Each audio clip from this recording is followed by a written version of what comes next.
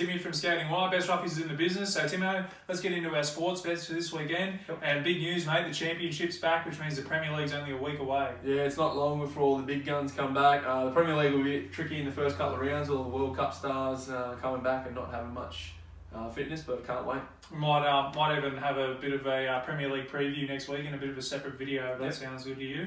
All right, let's get on to this week's tips though. We're going to start with the rugby league, Timo, and you and I both agree we like the Titans at $2.20 versus the Eels. Yeah, look, it's pretty hard for me to tip against my team, Parramatta, but we're woeful at the moment. The Titans, they looked the goods last week. They're a very underrated team, the Titans. I think they're maybe one or two players off being a really good team. So I think there'll be a lot of players putting their hands up and they just look a bit more keen than Parramatta Eels. Mate, they've got a sneaky good forward pack, the Titans. Yeah. And they don't stop trying. They haven't stopped trying. The finals are out of reach and they have been for a bit, but they try hard, the Titans. So the 2.20 against the Eels looks good.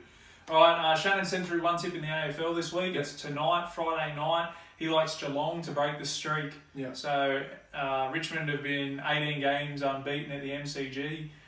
He's tipping Geelong at $3 to beat Richmond. We'd love to see a streak fall, and I'm happy to get on there at the $3. Yeah, the midfield's finally starting to click for Geelong. Yeah. And they've Hawkins up front, up top. He's kicked 7 goals in his last 2 games, so he's going all right.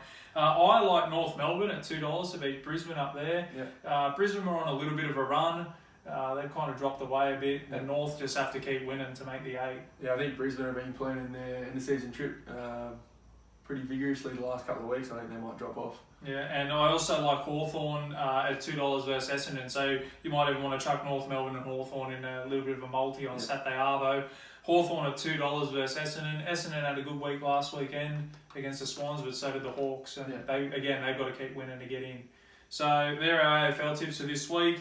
Timo, you've got one in the UFC, you got another multi going on? Yeah, look, it's title fight this weekend on UFC. I really like Cody Garbrandt to knock TJ Dillashaw out. If anyone watched the last fight, he got saved by the bell, Dillashaw. He had him rocked. He was seeing blood. He was about to kill him.